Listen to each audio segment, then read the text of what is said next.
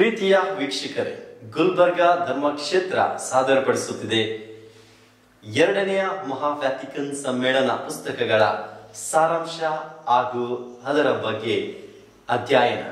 ಈ ಸುಂದರ ಕಾರ್ಯಕ್ರಮಕ್ಕೆ ನಿಮಗೆಲ್ಲರಿಗೂ ಪ್ರೀತಿಯ ಸ್ವಾಗತವನ್ನು ನಾನು ಕೊಡ್ತಾ ಇದ್ದೀನಿ. ಇವತ್ತಿನ ವಿಷಯ ಎರಡನೇ ಸಂಚಿಕೆಯಲ್ಲಿ ನಾವು ಧ್ಯಾನಿಸುತ್ತೇವೆ ದೈವಿ ಪ್ರಕಟಣೆಯ ಅಂಶ. ಅಂದರೆ ದೇವರು ತಮ್ಮ ಜನರೊಂದೇ ಮಾತನಾಡಿದ ಸುಸಂದರ್ಭವನ್ನು ಧ್ಯಾನಿಸಲು ಧರ್ಮಸಭೆ ನಮಗೆ ಕರೆಯನ್ನು ನೀಡ್ತಾ ಇದೆ. ಇವತ್ತಿನ ಈ ಕಾರ್ಯಕ್ರಮದಲ್ಲಿ ಪವಿತ್ರ ಗ್ರಂಥದ ಅಧಿಕೃತ ಪುಸ್ತಕ ದೈವಿ ವರ್ಮ, ಇದು ನಮಗೆ ಕೊಟ್ಟಿರುವ ಅತ್ಯಂತ ದೊಡ್ಡ ಭಾಗ್ಯ. ಎರಡನೆಯ ಮಹಾ ವ್ಯಾಟಿಕನ್ ಸಮ್ಮೇಳನದ ಮೊದಲು ಬೈಬಲ್ ಗ್ರೀಕ್, ಅರಾಮಾಯಿಕ್ ಹಾಗೂ ಹಿಬ್ರೂ ಭಾಷೆಗಳಲ್ಲಿ ಮಾತ್ರ ಇತ್ತು.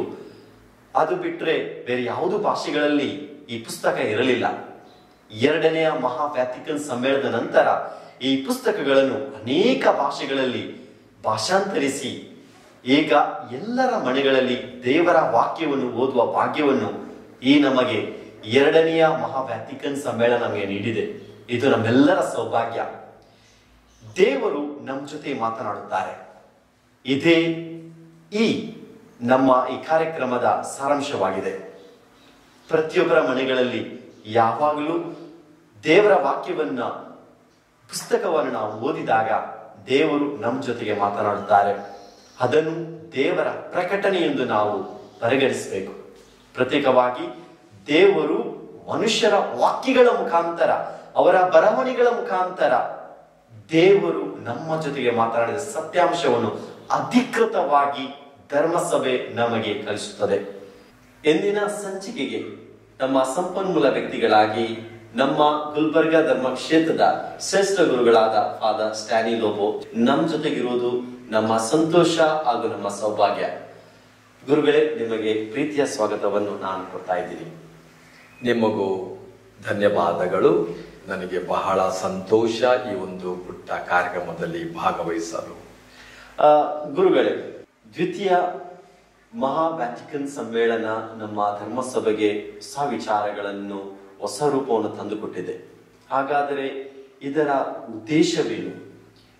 ಯಾಕೆ ಇದು ದ್ವಿತೀಯ ವ್ಯಾಟಿಕನ್ ಮಹಾ ಸಮ್ಮೇಳನ ಸಭೆ ಪ್ರಾರಂಭ ಮಾಡಿದ್ದು? ಇದರ ಬಗ್ಗೆ ಸ್ವಲ್ಪ ಜ್ಞಾನವನ್ನು ಕೊಡಬಹುದೇ? ವ್ಯಾಟಿಕನ್ ಎರಡನೇ ಮಹಾ ಸಮ್ಮೇಳನ, ಇದರ ಮೊದಲು ಧರ್ಮ ಸಭೆಯಲ್ಲಿ ಕೆಲವು ಸಭೆಗಳು ನಡೆದ. ಜೆರೂಸಲೇಮ್ ಸಭೆ, ಎಫೆಸಸ್ ಸಭೆ, ನೈಸಿಯ ಸಭೆ, ಕಾಲ್ಸಿಡನ್ ಸಭೆ, ಕಾನ್ಸ್ಟಾಂಟಿನೋಪಲ್ ಸಭೆ, ಟ್ರೆಂಟ್ ಸಭೆ ಮತ್ತು ವ್ಯಾಟಿಕನ್ ಒಂದನೇ ಮಹಾಸಭೆ. ಈ ಸಭೆಗಳಲ್ಲಿ ವಿಚಾರವಾದ ವಿಚಾರಗಳು, ಚರ್ಚೆಯಾದ ವಿಚಾರಗಳು ಏನೆಂದರೆ, ಕ್ರೈಸ್ತ ಧಾರ್ಮಿಕ ಜೀವನಕ್ಕೆ ಸಂಬಂಧಪಟ್ಟ ಕೆಲವು ವಿಚಾರಗಳನ್ನು, ಕೆಲವು ನಂಬಿಕೆಗಳನ್ನು, ಅದರ ಬಗ್ಗೆ ವಿವರಣೆ ಕೊಡಲು, ಅದಕ್ಕೆ ಒಂದು ಪರಿಹಾರ ನೀಡಲು ಈ ಸಭೆಗಳಲ್ಲಿ ಚರ್ಚೆ ಮಾಡಲಾಗಿತ್ತು. ಆದರೆ ವ್ಯಾಟಿಕನ್ ಎರಡನೇ ಮಹಾಸಮ್ಮೇಳನ ನಾವು ನೋಡಿದಾಗ ಅದರಲ್ಲಿ ವಿಶೇಷವಾಗಿ ನಮ್ಮ ಧರ್ಮಸಭೆಯಲ್ಲಿ ಅಗತ್ಯವಾಗಿ ಬೇಕಾಗಿದ್ದ ಬದಲಾವಣೆಗಳನ್ನು ತರಲು, ಅದನ್ನು ವಿವರಿಸಲು ಈ ಸಭೆಯನ್ನು ಕರೆಯಲಾಗಿತ್ತು. ಆದುದರಿಂದ ಈ ಮಹಾಸಭೆಗಳಲ್ಲಿ ನಾವು ಅರ್ಥ ಮಾಡುವುದು ಏನೆಂದರೆ, ಪವಿತ್ರ ಗ್ರಂಥ, ಸೇಕ್ರೆಡ್ ಸ್ಕ್ರಿಪ್ಚರ್, ಮತ್ತು ಪವಿತ್ರ ಸಂಪ್ರದಾಯ, ಸೇಕ್ರೆಡ್ ಟ್ರೆಡಿಷನ್, ಇದರ ಮಹತ್ವವನ್ನು ಅರ್ಥ ಮಾಡಲು, ಇದಕ್ಕಿರುವ ಸಂಬಂಧವನ್ನು ಅರ್ಥ ಮಾಡಲು ಮತ್ತು ವಿವರಣೆ ನೀಡಲು ಒಂದು ಮಹತ್ವದ ವಿಚಾರ ಅವರಲ್ಲಿ ಇತ್ತು. ಆದುದರಿಂದ ಈ ಎರಡನೆಯ ಮಹಾ ಸಮ್ಮೇಳನದಲ್ಲಿ ವ್ಯಾಟಿಕನ್ ಇದಕ್ಕೆ ಹೆಚ್ಚು ಒತ್ತು ನೀಡಿ ಈ ಸಭೆಗಳಲ್ಲಿ ಕೆಲವು ಘೋಷಣೆಗಳನ್ನು, ಕೆಲವು ಶಾಸನಗಳನ್ನು ಅದೇ ರೀತಿ ಕೆಲವು ಕಾನ್ಸ್ಟಿಟ್ಯೂಷನ್ ಡಿಕ್ರೀಸ್ಗಳನ್ನು ಜಾರಿಗೆ ತರಲಾಯಿತು. ಅದರಲ್ಲಿ ದೇವಿ ವೆರ್ಬೋಮ್, ದೇವರ ವಾಕ್ಯ, ಇದರ ಬಗ್ಗೆ ರೆವಲೇಷನ್, ಇದರ ಬಗ್ಗೆ ನಾವು ತಿಳಿದುಕೊಳ್ಳುತ್ತೇವೆ. ಇದರ ಬಗ್ಗೆ ನಾವು ಸ್ವಲ್ಪ ತಿಳಿದುಕೊಳ್ಳಲು ಪ್ರಯತ್ನಿಸೋಣ. ಸಂತ ಯೋಹಾನರ ಗ್ರಂಥ ನಾವು ಓದಿದರೆ ಅದರಲ್ಲಿ ಅಧ್ಯಾಯ 1 ವಚನಗಳು 2ರಿಂದ 3, ಈ ವಚನಗಳಿಂದ ಎರಡನೆಯ ಮಹಾಸಮ್ಮೇಳನಕ್ಕೆ ಒಂದು ನಿರ್ದೇಶನ ಎಂಬಂತೆ ಆ ಮಾತು ಆ ಎರಡನೇ ಸಮ್ಮೇಳನವು ಸ್ವೀಕಾರ ಮಾಡುತ್ತದೆ. ಅದು ಏನೆಂದರೆ, ದೇವರ ವಾಕ್ಯ ಹೇಳುತ್ತದೆ, ಈ ಜೀವವು ಪ್ರತ್ಯಕ್ಷವಾಯಿತು, ಅದನ್ನು ನಾವು ನೋಡಿದೆವು, ನಾವು ಅದಕ್ಕೆ ಸಾಕ್ಷಿ ನೀಡುತ್ತೇವೆ. ಈ ಶಾಶ್ವತ ಜೀವವನ್ನು ನಿಮಗಾಗಿ ಘೋಷಿಸುತ್ತೇವೆ. ಈ ಜೀವ ಪಿತ ದೇವರಲ್ಲಿತ್ತು, ಇವಾಗ ಈ ಜೀವವು ನಮಗೆ ಪ್ರತ್ಯಕ್ಷವಾಯಿತು.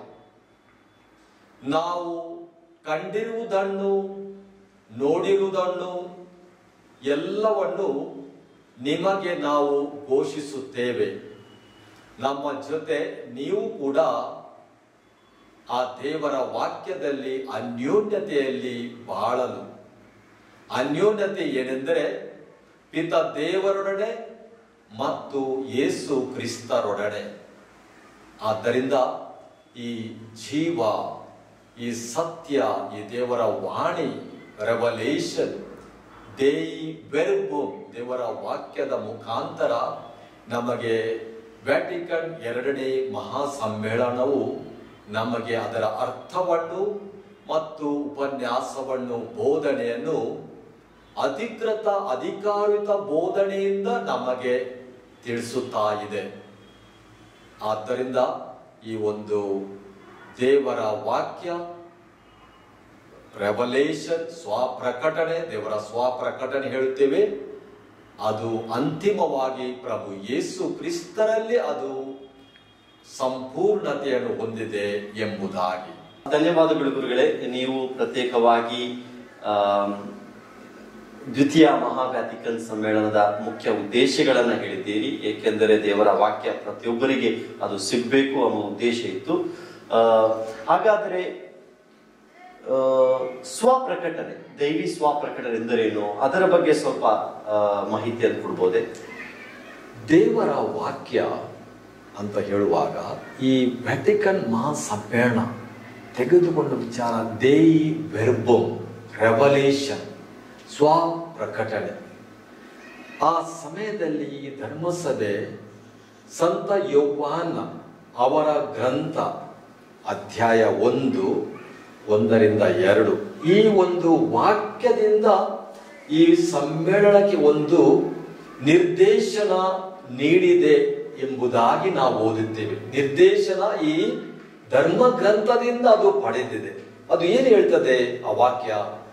ಈ ಜೀವವು ಪ್ರತ್ಯಕ್ಷವಾಯಿತು, ಈ ಜೀವವನ್ನು ನಾವು ನೋಡಿದ್ದೇವೆ, ಈ ಜೀವಕ್ಕೆ ನಾವು ಸಾಕ್ಷಿ ನೀಡುತ್ತೇವೆ, ಈ ಶಾಶ್ವತ ಜೀವವು ನಿಮಗೆ ನಾವು ಘೋಷಿಸುತ್ತೇವೆ. ಈ ಜೀವವು ಪ್ರತ್ಯಕ್ಷವಾಯಿತು ಅಂದ್ರೆ ದೇವ ಪಿತನೊಡನೆ ಇತ್ತು, ಅದು ಈಗ ಪ್ರತ್ಯಕ್ಷವಾಯಿತು. ನಾವು ಕಂಡಿರುವುದನ್ನು, ನೋಡಿರುವುದನ್ನು ಎಲ್ಲವನ್ನು ನಿಮಗೆ ನಾವು ಘೋಷಿಸುತ್ತೇವೆ. ಯಾಕೆಂದ್ರೆ ನಾವು, ನೀವು ಅವರ ಅನ್ಯೋನ್ಯತೆಯಲ್ಲಿ ಇರಬೇಕು. ಧನ್ಯವಾದಗಳು. ತುಂಬಾ ಸುವಿಸ್ತಾರವಾಗಿ ನಮಗೆ ಅರ್ಥ ಮಾಡಿಸ್ಕೊಂಡಿದ್ದೀರಿ. ಹಾಗಾದ್ರೆ ಈ ಸಂಪ್ರದಾನ ಅಂದರೆ ಏನು, ಹಾಗೆ ಪವಿತ್ರ ಬೈಬಲ್ ಹೇಗೆ ಅಸ್ತಿತ್ವಕ್ಕೆ ಬಂತು, ಅದರ ಬಗ್ಗೆ ಸ್ವಲ್ಪ ಜ್ಞಾನ ಕೊಟ್ಟಿದ್ರೆ ಒಳ್ಳೆದಿತ್ತು. ಬಹಳ ಸಂತೋಷ ನಿಮ್ಮ ಪ್ರಶ್ನೆ.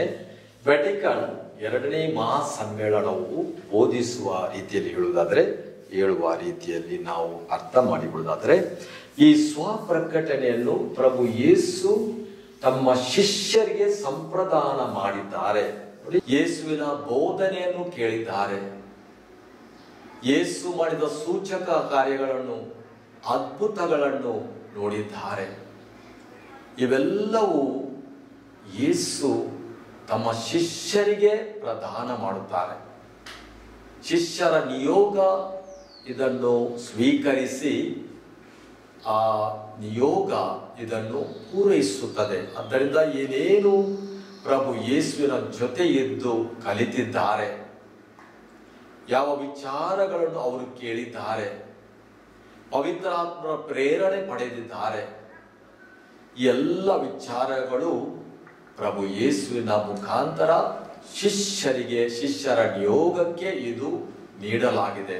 ಅದನ್ನು ಶಿಷ್ಯರಿಗೆ ಸಂಪ್ರದಾನ ಮಾಡಲಾಗಿದೆ. ಆದ್ದರಿಂದ ಸೇಕ್ರೆಡ್ ಸ್ಕ್ರಿಪ್ಚರ್, ಸೇಕ್ರೆಡ್ ಟ್ರೆಡಿಷನ್ ಅಂದರೆ ಪವಿತ್ರ ಗ್ರಂಥ.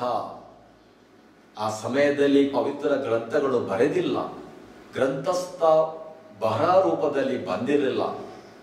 ಆ ಪವಿತ್ರ ಗ್ರಂಥ ಮತ್ತು ಪವಿತ್ರ ಸಂಪ್ರದಾಯ ಇವೆಲ್ಲವೂ ಮೌಖಿಕವಾಗಿ ಒಂದು ಸಮುದಾಯದ ಮತ್ತೊಂದು ಸಮುದಾಯಕ್ಕೆ ಅವರು ನೀಡುತ್ತಿದ್ದರು. ಇದು ಪ್ರೇಷಿತರು ಈ ಸೇವೆ ಮಾಡುತ್ತಿದ್ದರು.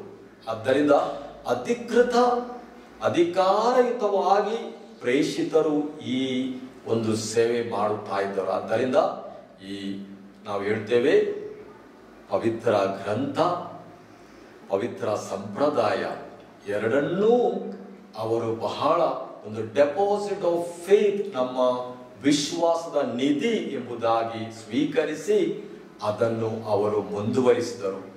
ಅದೇ ಪ್ರಕಾರ ಅವರ ಅನುಯಾಯಿಗಳು ಕೂಡ ಈ ಪ್ರೇಷಿತರ ಈ ಒಂದು ನಿಯೋಗವನ್ನು ಅವರು ಪೂರೈಸಿದರು. ಆದ್ದರಿಂದ ಎರಡನೇ ವ್ಯಾಟಿಕನ್ ಸಮ್ಮೇಳನದಲ್ಲಿ ಪವಿತ್ರ ಗ್ರಂಥ ಮತ್ತು ಪವಿತ್ರ ಸಂಪ್ರದಾಯ ಇವುಗಳಿಗೆ ಏನು ಸಂಬಂಧ ಇದೆ,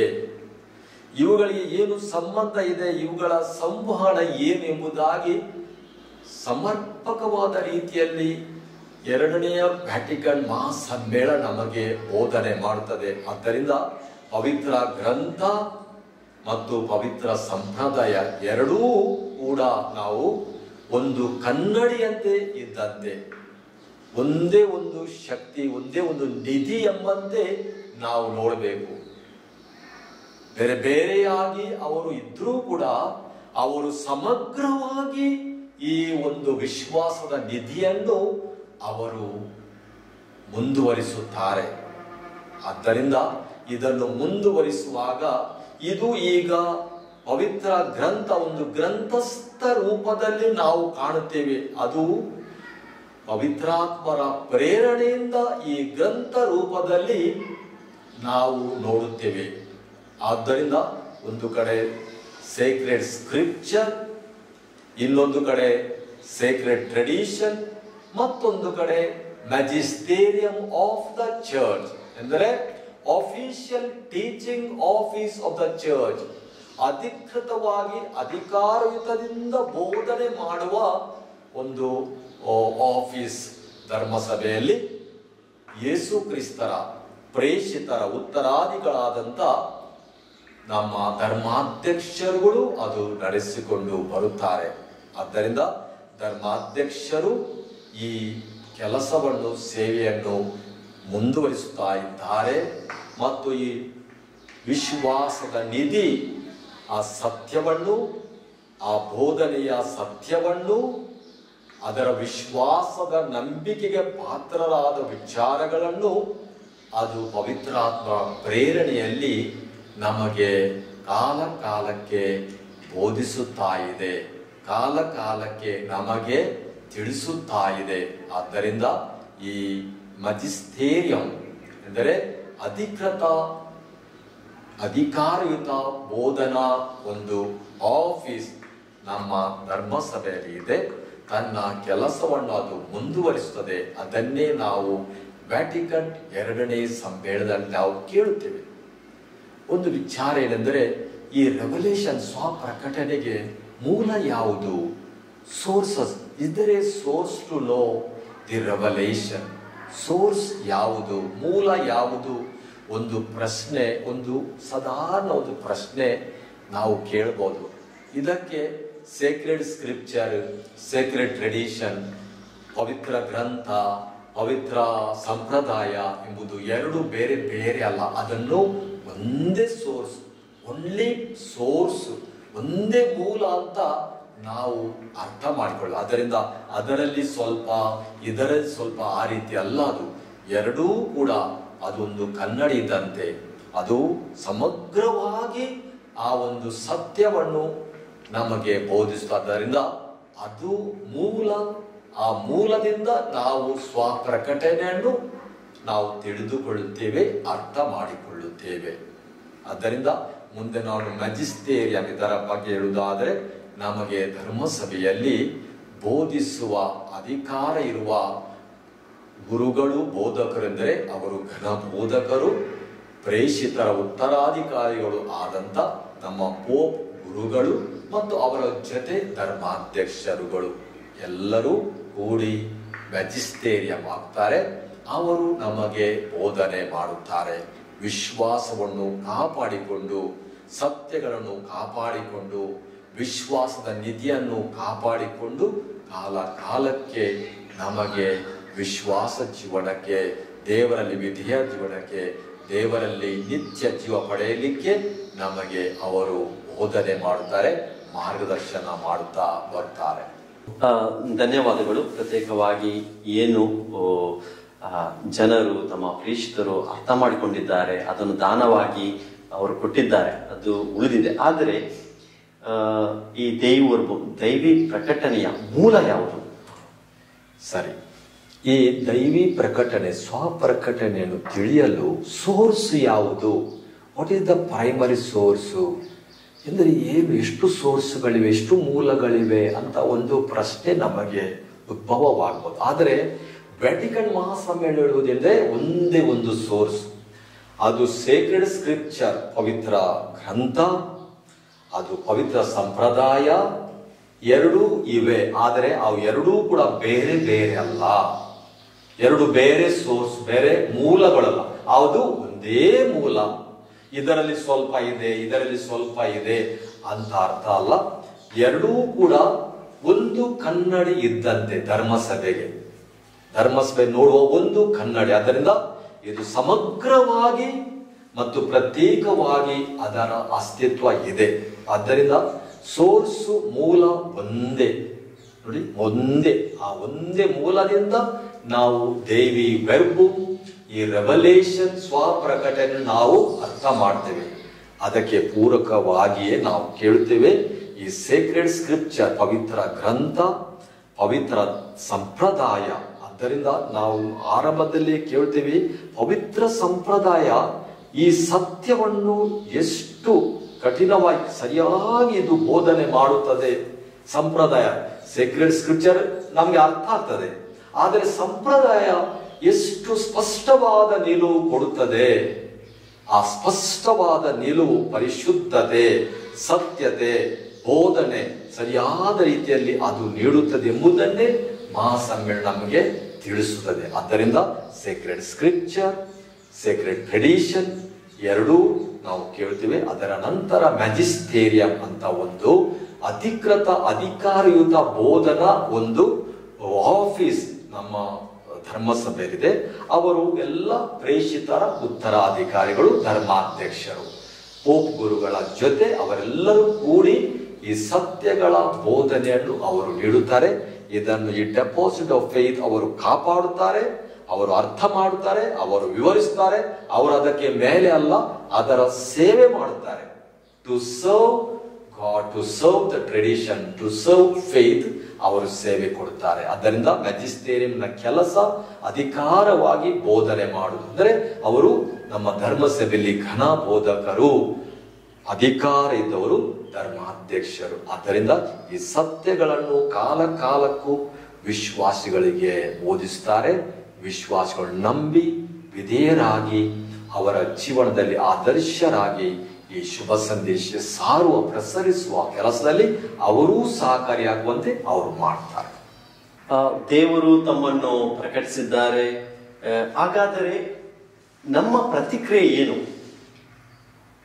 ದೇವರು ಪ್ರಕಟಿಸಿದ್ದಾರೆ, ನಮಗೆ ನಾವೇನು ಪ್ರತಿಕ್ರಿಯೆಯನ್ನು ಕೊಡ್ಬೋದು? ದೇವರ ವಾಕ್ಯ ನಮ್ಮ ಜೀವನದಲ್ಲಿ ನಾವು ಹೇಳ್ತೀವಿ ಒಂದು ವಿಶೇಷ ಸ್ಥಾನ ಪಡೆದಿದೆ. ದೇವರ ವಾಕ್ಯ ಕೇಳುವಾಗ ಮೊಟ್ಟ ಮೊದಲಾಗಿ ನಾವು ಒಂದು ಜವಾಬು ಕೊಡಬೇಕು. ನಮ್ಮಿಂದೊಂದು ಪ್ರತಿಕ್ರಿಯೆ ದೇವರು ಅಪೇಕ್ಷಿಸ್ತಾರೆ. ಯಾವ ರೀತಿ ದೇವರು ಮಾತನಾಡುವಾಗ ಅವರ ಮೌನ ಮುರಿಯುತ್ತಾರೆ. He breaks the silence and speaks to us. God speaks to us. ದೇವರು ನಮ್ಮ ಜೊತೆ ಮಾತನಾಡುವಾಗ ಅವರ ವಾಕ್ಯ ನಾವು ಕೇಳುತ್ತೇವೆ. ಈ ವಾಕ್ಯ ಕೇಳುವಾಗ ಈ ವಾಕ್ಯಕ್ಕೆ ಯಾವ ಪ್ರತಿಕ್ರಿಯೆ ರೆಸ್ಪಾನ್ಸ್ ನಾವು ಕೊಡಬೇಕು? ನಮ್ಮಿಂದೊಂದು ಪ್ರತಿಕ್ರಿಯೆ ದೇವರು ಅಪೇಕ್ಷಿಸ್ತಾರೆ. ಯಾವ ರೀತಿ ದೇವರು ಮಾತನಾಡುವಾಗ ಅವರ ಮೌನ ಮುರಿಯುತ್ತಾರೆ. He breaks the silence and speaks to us. God speaks to us. ದೇವರು ನಮ್ಮ ಜೊತೆ ಮಾತನಾಡುವಾಗ ನಾವು ಅವರಿಗೆ ಜವಾಬು ಕೊಡಬೇಕು, ಉತ್ತರ ಕೊಡಬೇಕು. ಅದು ವಿಧೇಯತೆಯಲ್ಲಿ, ನಂಬಿಕೆಯಲ್ಲಿ. ನಂಬಿದವರು ನೋಡಿ, ನಾವು ಕೇಳುತ್ತೇವೆ, ಆಲಿಸ್ತೇವೆ, ನಂಬಿ ಅದರಿಂದ ನಾವು ಭರವಸೆ ಹೊಂದುತ್ತೇವೆ. ಭರವಸೆ ದೇವರ ವಾಕ್ಯದ ಮೇಲೆ. ಈ ಭರವಸೆಯಿಂದ ನಾವು ಪ್ರೀತಿ ಜೀವನ ನಡೆಸ್ತೇವೆ. ದೇವರ ವಾಕ್ಯಕ್ಕೆ ನಾವು ಕೊಡುವ ಒಂದು ಏನ್ ಹೇಳ್ತೀವಿ ಜವಾಬು, ಅದಕ್ಕೆ ನಾವು ಹೇಳ್ತೇವೆ ನರೇಟಿವ್. ಅಂದ್ರೆ ನಾವು ದೇವರ ವಾಕ್ಯಕ್ಕೆ ನಮ್ಗೆ ಅರ್ಥ ಆಗುವುದಿಲ್ಲ, ಅದನ್ನು ನರೇಟಿವ್, ಅದನ್ನು ವಿವರಿಸ್ತಾರೆ ಬೋಧಕರು, ಘನಬೋಧ ಅದನ್ನು ವಿವರಿಸುತ್ತಾರೆ. ನಾನೇ ಹೋಗಿ ವಿವರಿಸಲಿಕ್ಕೆ ಅರ್ಥ ಮಾಡಲಿಕ್ಕೆ ಆಗುವುದಿಲ್ಲ. ಅದಕ್ಕೆ ನಮಗೆ ಘನಬೋಧಕರು, ಅಧಿಕಾರದ ಬೋಧಕರು, ಬೋಧನೆ ಮಾಡುವವರು, ಅವರು ಅದನ್ನು ವಿವರಿಸುತ್ತಾರೆ. ನೋಡಿ, ಆ ವಿವರವೇ ರೆಸ್ಪಾನ್ಸ್, ಉತ್ತರ. ಒಂದು. ಎರಡನೇದ್ದು ಏನ್ ಹೇಳ್ತೀವಿ, ಅದು ಇವೋಕಿಂಗ್ ಅಂದ್ರೆ ನಮ್ಮಲ್ಲಿ ಒಂದು ಬದಲಾವಣೆ, ಹೃದಯಾಂತರ ಒಂದು ಪರಿವರ್ತನೆ ಆಗ್ಲಿಕ್ಕೆ ಅದು ಸಹಾಯ ಮಾಡ್ತದೆ. ನಾವು ಕೇಳಿದವರು ನೋಡಿ, ಯೇಸು ಮಾತನಾಡುತ್ತಾರೆ, ಅವರ ಮಾತುಗಳನ್ನು ಕೇಳಿದವರು ಅದನ್ನು ನಾವು ಕೇಳ್ತೇವೆ, ಕೇಳಿದವರು ನಂಬುತ್ತಾರೆ. ನೋಡಿ, ಅದರ ಹೃದಯದಲ್ಲಿ ಒಂದು ಪರಿವರ್ತನೆ, ಇವೋಕಿಂಗ್, ಅದು ತಾನಾಗಿ ಒಂದು ಇವೋಕ್ ಆಗ್ತದೆ. ಅಂದರೆ ಇವೋಕಿಂಗ್ ಅದು ಮನಸ್ಸಿನಿಂದ, ಹೃದಯದ ಮೌನದಿಂದ ನಾವು ಅವರ ಜೊತೆ ಇರ್ತೇವೆ, ಅವರ ಮಾತು ಕೇಳ್ತೇವೆ, ವಾಕ್ಯಗಳು. Third is transformative. ಅದರ ಟ್ರಾನ್ಸ್ಫಾರ್ಮೇಟಿವ್ ಅಂದರೆ ನಮ್ಮ ಜೀವನದ ಬದಲಾವಣೆ, ಬದಲಾಯಿಸ್ತದೆ ನಮ್ಮ ಜೀವನ, ನಮ್ಮ ಕುಟುಂಬ, ನಮ್ಮ ಧರ್ಮಸಭೆ, ನಮ್ಮ ವೈಯಕ್ತಿಕ ಜೀವನ. ಅದು ದೇವರ ವಾಕ್ಯದ ಶಕ್ತಿ. ಇದೆಲ್ಲ ನಾವು ಕೊಡುವ ಒಂದು ಜವಾಬ್ ದೇವರಿಗೆ, ಒಂದು ಪ್ರತಿಕ್ರಿಯೆ, ನಮ್ಮ ಒಂದು ಕ್ರಿಯೆ, ನಡೆ ನುಡಿಯಲ್ಲಿ.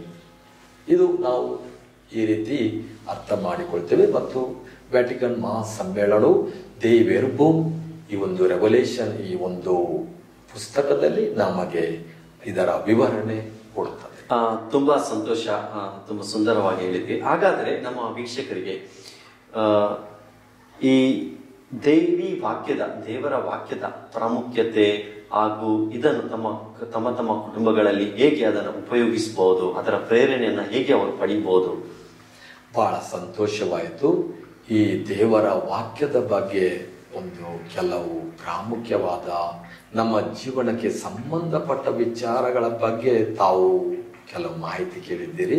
ಖಂಡಿತವಾಗಿಯೂ ದೇವರ ವಾಕ್ಯ ನಮ್ಮ ಜೀವನದ ಕೇಂದ್ರವೆಂದು ಹೇಳ್ತೇವೆ. The centre, God is the centre of our life ಅಂತ ಹೇಳ್ತೇವೆ. ದೇವರ ವಾಕ್ಯ ದಾರಿದೀಪ. ಅದರಿಂದಲೇ ನಾವು ಕೇಳ್ತೇವೆ, ಇದು ಓಟದಂತೆ, race. Word of God is like a race. ನೋಡಿ, ಪೇತ್ರ ಓಡಿ ಹೋದ, ಯೋಹಾನ ಓಡಿ ಹೋದ, ಫಿಲಿಪ್ಪ ನೋಡಿ ಅವನು ಏನ್ ಮಾಡ್ತಾನೆ, ಅವನು ಓಡಿ ಹೋಗಿ ಇಥಿಯೋಪಿಯದ ಆ ಅರಸ ಅಧಿಕಾರಿ ಜೊತೆ ಕೂತ್ಕೊಂಡು ದೇವರ ವಾಕ್ಯ ಅವರಿಗೆ ನೆನಪಿಸಿ ಅದರ ಜ್ಞಾನವನ್ನು, ಅದರ ಬೆಳಕನ್ನು ಅವರಿಗೆ ಕೊಡುವುದು. ಅದರಿಂದ ದೇವರ ವಾಕ್ಯ ಸಾರುವುದು, ಅದಕ್ಕೆ ವಿರಾಮ ಇಲ್ಲ, ಅದಕ್ಕೆ ಒಂದು ವಿಶ್ರಾಂತಿ ಅಂತ ಇಲ್ಲ. ಅದು ಕೆಲಸ ಮಾಡ್ತದೆ, ನಿರಂತರ, ಶಾಶ್ವತ. ನನ್ನ ವಾಕ್ಯಗಳು ನಶಿಸಿ ಹೋಗುವುದಿಲ್ಲ. ಭೂಮಿ ಆಕಾಶಗಳು ನಶಿಸಿ ಹೋಗುತ್ತವೆ, ಆದರೆ ನನ್ನ ವಾಕ್ಯ ಶಾಶ್ವತ, ನಶಿಸಿ ಹೋಗುವುದಿಲ್ಲ ಎಂಬುದಾಗಿ ಪ್ರಭು ಯೇಸುವಿನ ವಾಕ್ಯ ನಾವು ಕೇಳುತ್ತೇವೆ. ಆದ್ದರಿಂದ ದೇವರ ವಾಕ್ಯ ನಿರಂತರ. ಈ ವಾಕ್ಯದ ನಾವು ಪ್ರೀತಿಸೋಣ, ಈ ವಾಕ್ಯದ ಪ್ರೇರಣೆ ನಾವು ಪಡೆಯೋಣ. ಈ ವಾಕ್ಯ ನಮ್ಮ ಕುಟುಂಬಗಳಲ್ಲಿ ಹೆಚ್ಚು ನಾವು ಗಮನ ಕೊಡೋಣ. ನಮ್ಮ ಪ್ರಾರ್ಥನೆಯಲ್ಲಿ ಈ ವಾಕ್ಯವನ್ನು ಓದಿ ಅದರ ಧ್ಯಾನ ಮಾಡೋಣ. ಈ ವಾಕ್ಯದ ಶಕ್ತಿ ಪಡೆಯೋಣ, ಪ್ರೇರಣೆ ಪಡೆಯೋಣ. ನಾವು ಚರ್ಚಿಗೆ ಹೋಗುವಾಗ, ಗುಡಿಗೆ ಹೋಗುವಾಗ, ನಮ್ಮ ಕೇಂದ್ರಗಳಿಗೆ ಹೋಗುವಾಗ ನಾವು ಈ ನಮ್ಮ ಪವಿತ್ರ ಗ್ರಂಥವನ್ನು ನಾವು ತೆಗೆದುಕೊಂಡು ಹೋಗೋಣ. ಆ ಗ್ರಂಥದ ವಾಕ್ಯಗಳನ್ನು ಪ್ರೀತಿಸೋಣ. ಅದೇ ಇವ್ಯಾಂಜಲಿಸ್ಟ್ ಹೇಳ್ತೇವೆ, ಯೇಸುವಿನ ವಾಕ್ಯ ಸಾರಲು. ನಾವು ಚಿಕ್ಕ ಮಕ್ಕಳು, ನಾವು ಯುವಕರು, ನಾವು ಹಿರಿಯರು, ತಂದೆ ಎಲ್ಲರೂ ಯೇಸುವಿನ ವಾಕ್ಯ ಸಾರಲು ಸಹಕರಿಸೋಣ. ನಮ್ಮ ಕೈಲಾದಷ್ಟು ನಾವು ತ್ಯಾಗ ಮಾಡೋಣ. ಈ ಒಂದು ದೇವರ ವಾಕ್ಯ ಸಾರಲು ಎಷ್ಟೋ ಜನರು ತವಕ ಪಡುತ್ತಿದ್ದಾರೆ. ಎಷ್ಟೋ ಜನರು ತಮ್ಮ ಜೀವನವನ್ನು ನಮ್ಮೆಲ್ಲ ಏನು ಹೇಳ್ತೀವಿ, ಅವರ ಜೀವನದ ಏನು ಉಳಿತಾಯ ಉಂಟು, ಏನು ಸ್ವಲ್ಪ ಉಳಿತಾಯ ಮಾಡಿದ ಅವೆಲ್ಲವನ್ನು ಮೀಸಲಿಡುತ್ತಾರೆ, ತ್ಯಾಗ ಮಾಡುತ್ತಾರೆ. ಇದು ದೇವರ ವಾಕ್ಯಕ್ಕೆ, ದೇವರ ವಾಕ್ಯ ಸಾರಲಿಕ್ಕೆ. ಆದ್ದರಿಂದ ನಾವು ದೇವರ ವಾಕ್ಯಕ್ಕೆ ಹೆಚ್ಚು ಪ್ರಾಧಾನ್ಯತೆ ಕೊಡೋಣ. ಈ ವಾಕ್ಯದಿಂದ ಪ್ರಭು ಯೇಸುವಿನ ಅನುಭವ ಪಡೆಯೋಣ. ಧರ್ಮಸಭೆಯ ಬೋಧನೆ, ನಿರಂತರ ಬೋಧನೆ, ಇದನ್ನು ಒಳ್ಳೆಯ ಮನಸ್ಸಿಂದ ಸ್ವೀಕರಿಸೋಣ. ಸತ್ಯವನ್ನೇ ಧರ್ಮಸಭೆ ಬೋಧಿಸುತ್ತದೆ. ವಿಶ್ವಾಸ ನಿಧಿ ಈ ಧರ್ಮಸಭೆ ನಮಗೆ, ನಮ್ಮ ಜನರಿಗೆ, ನಮ್ಮ ಭಕ್ತರಿಗೆ, ವಿಶ್ವಾಸಗಳಿಗೆ ಕಾಲ ಕಾಲಕ್ಕೆ ನೀಡುತ್ತಾ ಬರುತ್ತದೆ. ಆದ್ದರಿಂದ ಪ್ರತಿಯೊಬ್ಬರೂ ಈ ವಾಕ್ಯದಿಂದ ಪ್ರೇರಣೆ ಪಡೆದು ಎಲ್ಲರೂ ನಿತ್ಯ ಜೀವ ಪಡೆಯಬೇಕು. ನಿತ್ಯ ಜೀವ ಎಲ್ಲರೂ ಪಡೆಯಬೇಕು ಎಂಬುದೇ ದೇವರ ಉದ್ದೇಶವಾಗಿದೆ. ಮಾನವನ ರಕ್ಷಣೆ ದೇವರ ಸ್ವಪ್ರಕಟಣೆಯ ಒಂದೇ ಒಂದು ಉದ್ದೇಶ. ಇದರ ಬಗ್ಗೆ ನಮ್ಮ ಧರ್ಮಸಭೆಯಲ್ಲಿ 2ನೇ ವ್ಯಾಟಿಕನ್ ಮಹಾಸಭೆ ನಮಗೆ ಈ ವಿಚಾರಗಳನ್ನು ರೆವಲೇಷನ್, ದೇವರ ಸ್ವಪ್ರಕಟಣೆ, ಈ ಒಂದು ಇದರಲ್ಲಿ ಉಪನ್ಯಾಸದಲ್ಲಿ ನಮಗೆ ತಿಳಿಯಪಡಿಸುತ್ತದೆ. ಧನ್ಯವಾದಗಳು ಫಾದರ್ ಸ್ಟ್ಯಾನಿಯರ್ ಅವರೇ. ಪ್ರತ್ಯೇಕವಾಗಿ ನಮ್ಮ ವೀಕ್ಷಕರಿಗೆ ದೈವ ವಾಕ್ಯ ಇದರ ಬಗ್ಗೆ ಪ್ರತ್ಯೇಕವಾಗಿ ಅಧಿಕೃತ ಗ್ರಂಥವಾಗಿರುವ ಈ ಪುಸ್ತಕದ ಮೇಲೆ ವಿಶೇಷವಾದ ಜ್ಞಾನವನ್ನು ನಮಗೆ ತಿಳಿಸಿದ್ದೀರಿ. ನಿಮಗೆ ಧನ್ಯವಾದಗಳನ್ನ ಸಲ್ಲಿಸ್ತೇವೆ. ಧನ್ಯವಾದಗಳು ನಿಮಗೆ. ಪ್ರಿಯ ವೀಕ್ಷಕರೇ, ನಾವು ಇಷ್ಟರ ತನಕ ದೈವಿ ವಾಕ್ಯ ಇದರ ಬಗ್ಗೆ ನಾವು ಕೇಳಿದ್ದೇವೆ. ಇದು ಕಥೋಲಿಕ ಧರ್ಮಸಭೆ ಅಂದರೆ 2ನೇ ಮಹಾ ವ್ಯಾಟಿಕನ್ ಸಮ್ಮೇಳನ ನಮಗೆ ಕೊಟ್ಟಿರುವ ಒಂದು ಅಧಿಕೃತವಾದ ಒಂದು ಪುಸ್ತಕ. ಇದರ ಬಗ್ಗೆ ನಾವು ಜ್ಞಾನವನ್ನು ಅರಿದಿದ್ದೇವೆ, ವಿಷಯಗಳನ್ನ, ಹೊಸ ವಿಚಾರಗಳನ್ನು ನಾವು ಕಂಡಿದ್ದೇವೆ. ಪ್ರತ್ಯೇಕವಾಗಿ ನಿಮಗೂ ಕೂಡ ಧನ್ಯವಾದಗಳನ್ನು ಸಲ್ಲಿಸ್ತೇವೆ. ನಮ್ಮ ಮುಂದಿನ ಭೇಟಿ ಬರುವ ವಾರದಲ್ಲಿ ನಮ್ಮ ಧರ್ಮಕ್ಷೇತ್ರದ ಕುಲಪತಿಯಾಗಿರುವ ಫಾದರ್ ಫ್ರೆಡ್ರಿಕ್ ಡಿಸೋಜರ್ ಅವರು ಸಂಪ್ರದಾಯ ಹಾಗೂ ಸಂಪ್ರದಾನ ಈ ವಿಷಯ ಬಗ್ಗೆ ಅವರು ಚರ್ಚೆಯನ್ನು ಮಾಡಲಿಕ್ಕಿದೆ. ಪ್ರತ್ಯೇಕವಾಗಿ ಈ ಕಾರ್ಯಕ್ರಮಕ್ಕೆ ನಿಮಗೆ ಸ್ವಾಗತವನ್ನು ನಾನು ಕೊಡ್ತಿದ್ದೀನಿ. ಭೇಟಿಯಾಗೋಣ ಮುಂದಿನ ಸಂಚಿಕೆಯಲ್ಲಿ. ಧನ್ಯವಾದಗಳು.